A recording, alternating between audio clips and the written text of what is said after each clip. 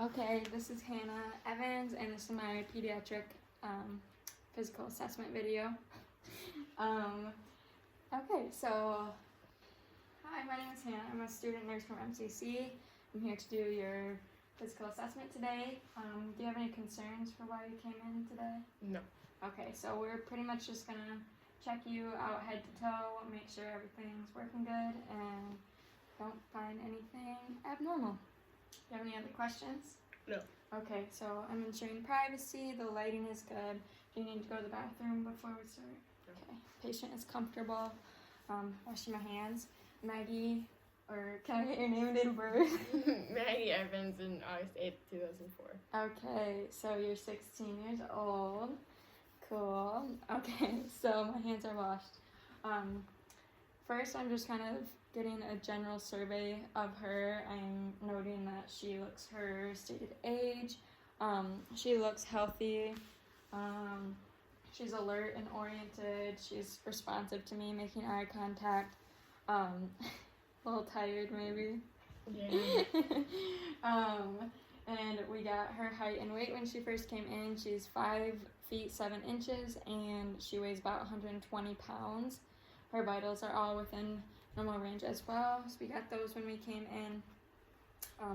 If she were an infant, we would be getting her head circumference as well, but we don't have to do that right now. And then throughout this, I'm just gonna kind of be noting her skin appearance and anything that might be abnormal about that. So Maggie, I am gonna start with your head. So I am looking at her hair distribution, the color of it, the texture. Her hair is blonde, she's got thick hair, it's distributed good. I don't see any lice or parasites in her hair, which is good. I'm going to look at her scalp and make sure it's not dry. I don't see any lesions anywhere in there. And then I'm just going to palpate her head and her skull. No any bumps or lumps, or does it hurt anywhere? No. Okay. And then if she was an infant, we would feel her fontanelles as well, and we'd want those to be kind of soft. But those are all developed now for Maggie. And now I'm just gonna move to her face and her eyes and stuff. So her eyes look symmetrical, her eyebrows, eyelashes, eyelids, they're all symmetrical. And she, can you move your eyebrows up and down for me? Okay, so that's all intact. I'm going to look at your conjunctiva. Can you look up? Which is white, and her sclera.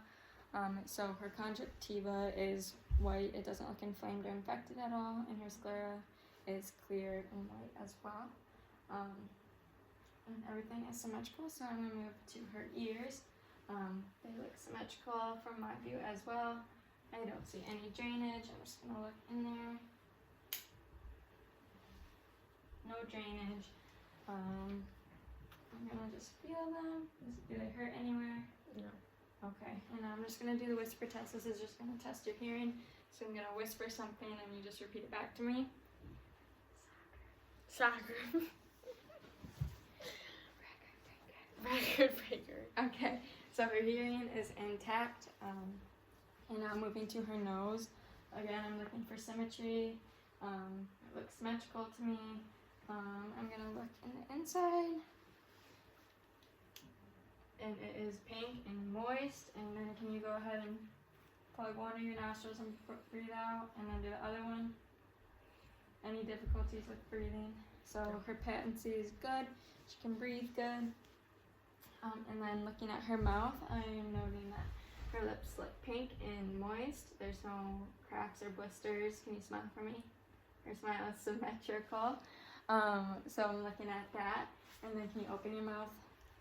You say ah. Ah. Okay, and her mouth is pink and moist as well. And then can you stick your tongue out for me? Move it around, up and down, so that her tongue protrusion is good as well. She does have braces. Have you been going to the dentist regularly? Yes. Okay, so her dental care is good. Now I am going to move to your neck, and well, also with her mouth I would do the gag reflex, and just stick a tongue blade in there and test the gag reflex. So now moving to her neck, I'm gonna feel her lymph nodes, make sure they don't feel swollen at all, and they don't. And then can you move your neck back and forth and shrug your shoulders for me? So her range of motion is good in her neck. And now we are going to move to her hands and arms. So can I see your hands, please? So her skin is warm and dry, her hands look symmetrical, her nails look good and healthy and clean, like she takes care of them. We're going to check her cap refill. It's getting close to less than 3 seconds, so about 2. That's just testing your blood flow, making sure you're getting blood to all your extremities good. And then can you do this with your hands? Range of motion. Your hands is good. And then looking at her arms, again, the skin, her muscles are symmetrical, everything looks symmetrical. Her skin is dry and moist. And then can you do this with your elbows? This, move around. So range of motion in her upper extremities is good. So now I'm gonna move on to your anterior thorax, and I am going to just note the symmetry of your breathing. Do you have any difficulty breathing? No? Okay, her skin again looks clean and dry and intact. So the lung sounds are anteriorly, they're just below the clavicle, and then down to about the 6th to 8th rib on them, and then we would listen back and forth just around the borders of the lungs. So I'm going to do that. So Maggie, I'm gonna put my stethoscope on you, and then I just need you to take a deep breath in and out every time I do.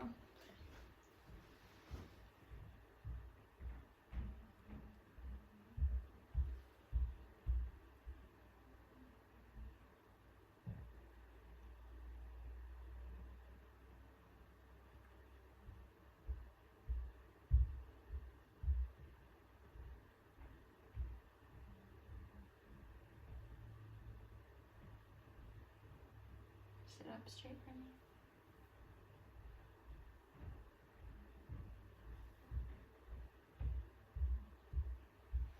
Okay, so her lungs are clear and equal bilaterally. And listen to them, nothing abnormal in her lung sounds. So we would hear up in this area, up in her tracheal area, we're gonna hear the bronchial sounds. They're more high pitched, like when you're talking, and it's on expiration. And then more in the middle, like above her, like upper middle third of her chest, we're gonna hear the bronchiovesicular ones. These are a little bit deeper, and they are the inspiration and expiration is equal. And then lower down here below her lung fields is the vesicular sounds. These are the deeper, low-pitched ones, and they are heard on inspiration. Okay, and then if you want to turn around in the chair for me, we'll listen to the back of your lungs as well. So the lung posts for the back of her are going to be above her scapula, and then down to the 10th or 12th rib down here. So Maggie, we're going to kind of do the same thing. When I put my stethoscope on you, I just need to take a deep breath in and out.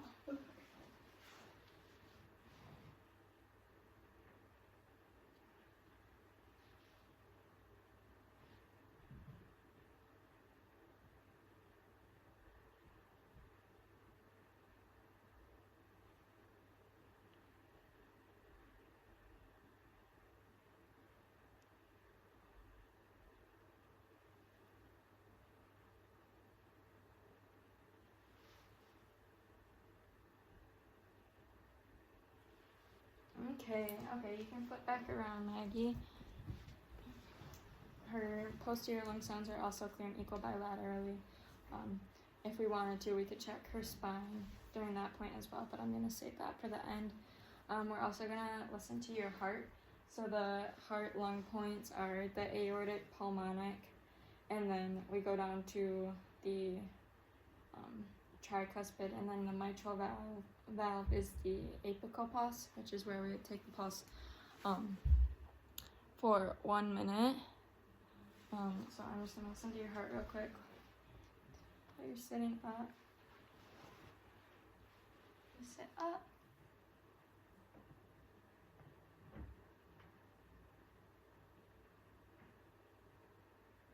That sounds good. And the other points are just right around here.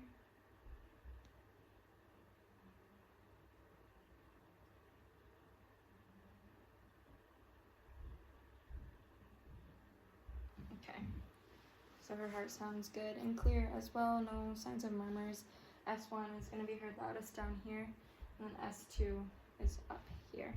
So those sound good. And now, Maggie, if you want to lay down for me on this, if you can. Yeah, this way. Okay. Is your head okay right there? Yeah. Okay.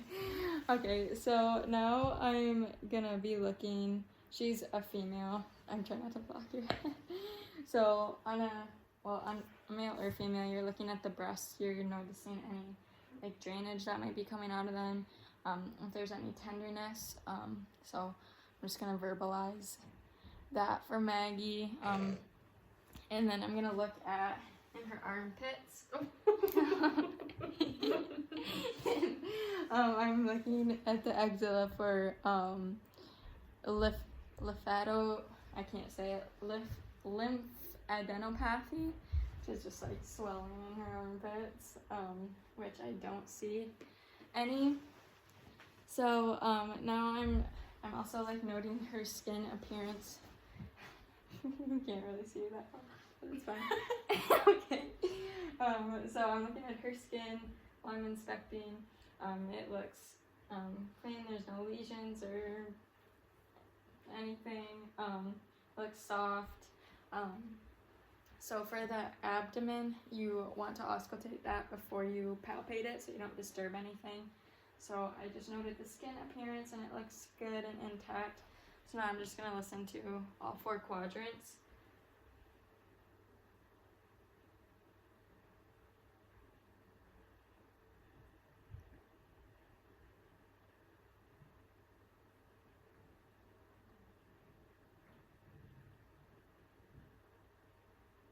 Okay, so those are all active. You want to listen to each of those for 20 seconds.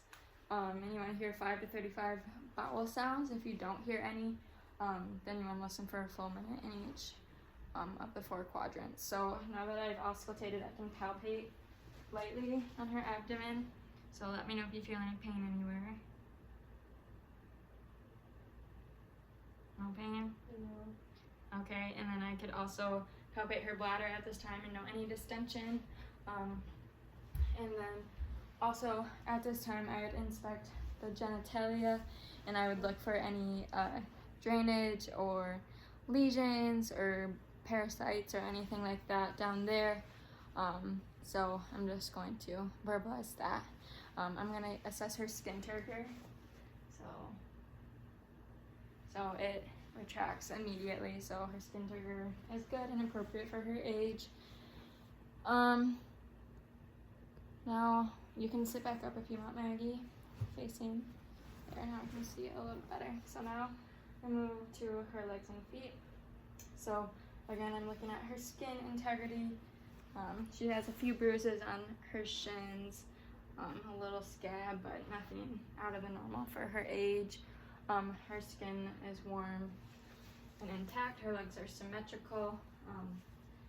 Do you have any pain anywhere? No. Okay.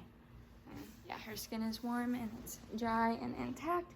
I don't know if we can maybe stand up. Yeah. Okay. Okay. You can stand up. So I'm gonna do the range of motion. So if you want to kind of bend your leg up, both of them, and then move your hips around.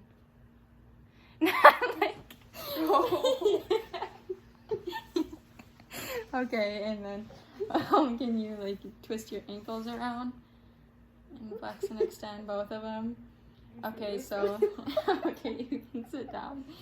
Okay, so her range of motion is good in her legs and feet. And I maybe bend like this. So I'm looking at her feet. I'm gonna check her cap refill. It's less than 3, so that's good. I'm gonna feel for her pedal pulses.